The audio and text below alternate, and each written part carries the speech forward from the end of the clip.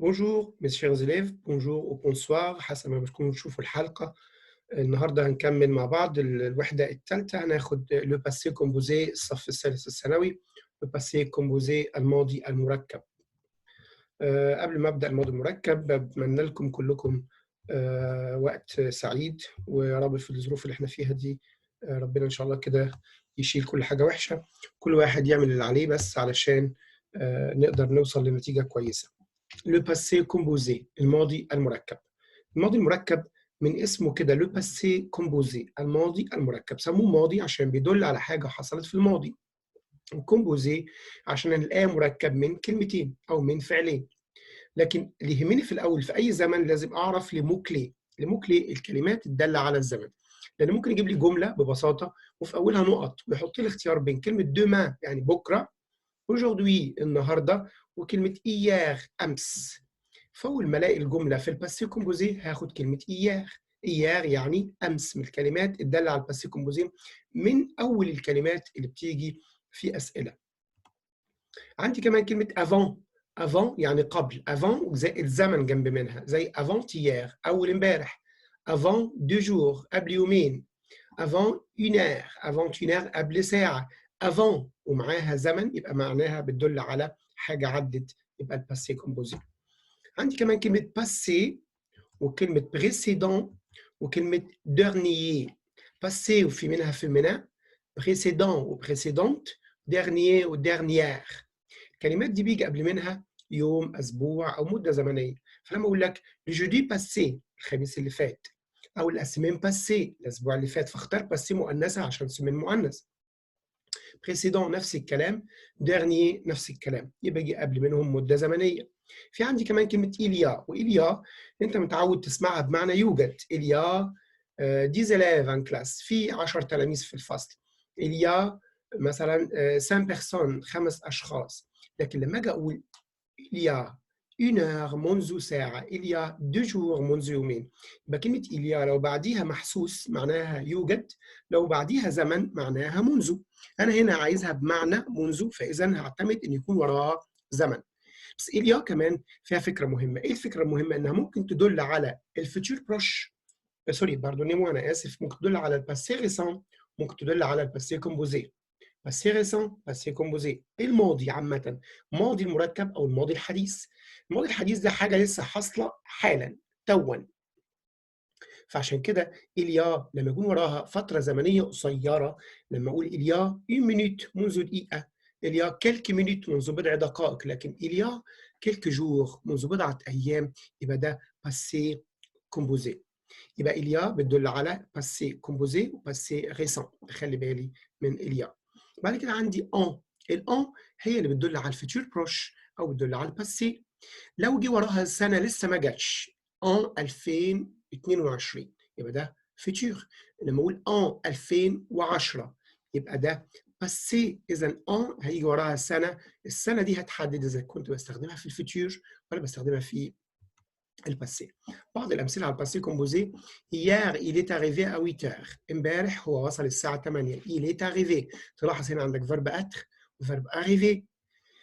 avant-hier j'ai visité la tour Eiffel، اول امبارح انا زرت برج ايفل. j'ai visité فيرب avoir وفيرب visiter. le mois passé je finis mes études، الشهر اللي فات انا خلصت الدراسه. la semaine passée، تلاحظ passé هنا جت مؤنثة مع la semaine، وجت masculin مع le mois. le mois passé، la semaine passée، هو نفس النطق لكن خلي بالك للأ. la semaine passée mon ami est parti، غادر verbe être ou verbe partir. le jeudi dernier il a organisé une fête، a organisé. il y a 3 jours j'ai joué et joué. En 2002 mon frère est né، في 2002 اخويا est né، ولد est né. الباسي كومبوزي بيتكون من ايه؟ زي ما قلنا في اسمه، باسي ماضي، كومبوزي مركب. ماضي بيدل على حاجه حصلت في الماضي وخلصت. كومبوزي بيتكون من فعلين، الفعلين دول عباره عن فعل مساعد زي ما نقول جو سويز allé، جو سويز allé فيرب être، وادي فيرب aller فعل مساعد وفعل اساسي. ويعني ايه كلمه مساعد؟ لما تيجي تترجم الجمله انت مش بتجيب سيره يكون ابدا، انت بتقول جو سويز allé انا ذهبت، فده اسمه فعل مساعد فيرب اوكسيليير يجي يساعدك تبني الجمله لكن ملوش معنى في الجمله. Hier j'ai fini mes devoirs. امبارح انا خلصت واجباتي. خلصت يبقى ما جيتش عند فيرب avoir لكن ترجمت فيرب finir. إذا نجد أن الماضي المركب يتكون من فعل مساعد وفعل أساسي. الفعل المساعد هيبقى يا إما فيرب être يا إما فيرب avoir، لكن الفعل الأساسي هو فعل الجملة ويكون في صيغة اسمها صيغة اسم المفعول هنتطرق ليها في الآخر خالص. أما الفعل المساعد بقى هيبقى يا إما فيرب être يا إما فيرب avoir، يا فيرب être يا إما فيرب avoir. ملاحظة صغيرة على الفيرب être وavoir، أنت دايماً عندك في الفرنساوي أي فعل مصرف ورا فعل مصدر. أي فعل مصرف الفعل الثاني اللي جنبه على طول مصدر لما يكون ليهم نفس الفاعل، ما عدا فيرب être وavoir ما بيجيش وراهم مصدر، بيجي وراهم حاجة اسمها اسم المفعول. يبقى كل ما أشوف être وavoir أبعد عن المصدر. المصدر ده مع aller مع venir مع أي فعل auxiliaire يجي فعل مساعد أو فعل مصرف، بلاش فعل مساعد، j'aime aller au club. يبقى انا عندي فعل مصرف الثاني مصدر ما عدا فيرب اتر وافوار ما بيجيش وراهم مصدر، يجي وراهم بارتيسيب باسي. دلوقتي عرفت المساعد اتر وافوار، طب كيف نختار بين اتر وافوار؟ عشان اختار لازم اعرف ان فيرب افوار اللي هو معناه يمتلك، وانا بحب اقول عليه يكوش، ففيرب افوار ده بيجي مع معظم الافعال، مع كل الافعال يروح مكوش عليهم واخدهم كده ومروح، وماشي في مروح بيهم البيت راح عدى على مطب كده راح وقعوا منه 14 فيرب. 14 فيرب كان ماشي وراه فيرب اتر اخدهم اتر، مشي شويه كمان وقعوا منه 3 اخدهم اتر، مشي شويه كمان وقع منهم الافعال ذو الضميرين سي بروميني سي ليفي سي اي فيرب عنده سي.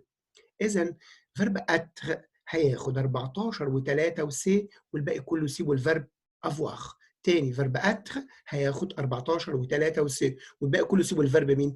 افواغ. طب انت عايز تحفظهم، هتحفظ القليلي، احفظ ال 14 وال3 وال6، وهتفهم ليه بعد شويه بقول لك الثلاثه، ما رضيتش اقول 17. 14 كنا بنحفظهم في قصه كده صغيره لما كنا في الشرح يعني. القصه دي عباره عن بيقول ايه؟ اتولد شاب امور كده، اتولد فيرب نتر، وبعدين الي راح المدرسه، مونتي طلع السلم، ديسوندر نزل، وهو مروح باسي عدى قدام محل، باسي بمعنى يمر، وهميز لكم في الاخر امتى يمر وامتى يقضي. بس بمعنى يمر، عدى قدام محل فشاف بنت حلوه فراح عمل ريتورني، رجع تاني. لما رجع قال لك لا اروح بيتنا، فاريفي وصل البيت، افتكر الموضوع تاني فبارتير غادر، راح جه داخل لها، احنا كنا بنرسمها في رسمه كده بس مش هينفع نرسمها دلوقتي. انتري دخل المحل لقى باباها فينير، راح هو عمل سورتير. قال لك انا رستي بره لما باباها يمشي، فهو سرحان خبطته عربيه تومبيه مرير مات، ودي اخره اللي يمشي ورا البنات. يبقى نبداها بنتر وختمت بمرير يموت. تاني نتر يولد اتولد، وبعدين اليه راح المدرسه، وبعدين مونتي طلع السلم، وبعدين ديسوندر نزل مع السلم، باسي قدام محل لقى بنت حلوه فعمل ريتورني. لما عمل ريتورني قال لك لا اروح بيتنا، اريفي وصل البيت، افتكر الموضوع تاني بارتير غادر، وراح داخل المحل على طول. انتري معلش ناقصه ار في السلايد اللي قدامكم، انتري دخل، بعدين لقى باباها فينير راح هو عمل ايه؟ سورتير خرج، ريستي ظل بره لما باباها يمشي، فخبطته عربيه تومبي مرير مات، ودي اخره اللي يمشي ورا البنات.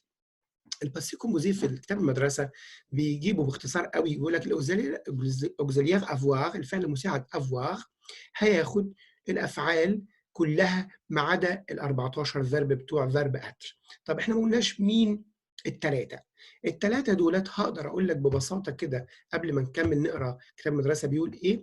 الثلاثه انا هاخد فيرب انتري اللي كنت كاتبه ناقص ار ده، انتري، وهاخد فيرب فينير، وكمان فيرب فينير مرة تانية. ايه اللي حصل كده؟ انا ليه ما رضيتش هقول 17 فيرب؟ عشان نسهل علينا الحفظ. عرفنا 14 حط ار هنا بقى اسمها رونتري، يعود الى المنزل. ار يبقى ريفينير، وريفينير يعني يعود، راح مشوار ورجع. بعدين ديفينير يصبح، يبقى رونتري جاي من انتري، revenir وdevenir جايين من verb venir. إذا أنا عندي 14 verb أساسيين وعندي 3 وعندي السي. دولت بيجوا مع الأوكسيليير avoir مع الأوكسيليير avoir. pardonnez-moi مع الأوكسيليير être. الأوكسيليير être. être بيجي مع 14 و3 وسي. أنا آسف مركز بس في اللي بكتبه وبقوله فاعذروني معلش. يبقى الأوكسيليير être هياخد 14 و3 وسي، والباقي كله هياخدوا أوكسيليير avoir. ده حتى فيرب être نفسه لما بيحتاج فعل يساعده بياخد avoir، وavoir بيحتاج فعل يساعده بياخد avoir. المره الجايه هنتكلم على الاكور التبعيه اللي مش هنقدر نتكلم عليها دلوقتي لانها طويله شويه، فهنتكلم عنها الحصه الجايه. دلوقتي كل اللي عايز اميزه بس انه انا لازم اعرف المساعد être بياخد 14 و3 وسي. المساعد avoir بياخد باقي الافعال. طيب ال 14 و3 وسي، ال 14 عرفتهم في قصه صغيره ان اتولد راح المدرسه طلع السلم نزل السلم باسي عدى قدام محل شاف البنت فريتورني رجع تاني اريفي وصل البيت افتكرها فبارتير غادر البيت انتري دخل لقى باباه فينير عمل سورتير رستي بره لحد ما يمشي خبطته عربيه تومبي مورير مات لاخره اللي يمشي ورا البنات. ده احنا بس فور فن طبعا ما حدش يزعل. بعد كده عندنا الثلاثه رونتري ريفينير ديفينير الثلاثه المشتقين. وبعد كده عندي افعال ذو الضميرين اي فيرب ذو ضميرين. في نقطه اي فيرب ذو ضميرين هقول ملاحظه اخيره ونقفل الحصه. خلي بالك فعل ذو ضميرين. يعني ايه فعل ذو ضميرين؟ انا هكتب جملتين كده قدامك وقول لي مين فيهم هياخد فيرب اتر. لما اقول je me promène pardonnez-moi انا اسف je me promène au jardin. لما اقول mon père أبي me promène mon père me promène au jardin. الجملتين قدامك هل الاثنين هياخدوا فيرب اتر ولا هل واحده هتاخد فيرب اتر واحده هتاخد فيرب افواغ؟ ولسه بقى الجمله الاولى الفعل مي بروميني ده فعل ذو ضميرين ذو ضميرين. اذا لما اجي احطه في الباسي كومبوزي هقول كده hier امس je suis pardonnez-moi je me suis promené au jardin. ودايما نفتكر كده الضمير الفعل المساعد بيتحط فين؟ بيتحشر بين البصله وقشرتها. بيتحط بين الفعل المساعد بين مي وبين بروميني بين تصريف السي وبين اسم المفعول. يبقى يبقى hier je me suis promené au jardin. لكن لما اجي للجمله الثانيه hier mon père me promène au هقول hier mon père me a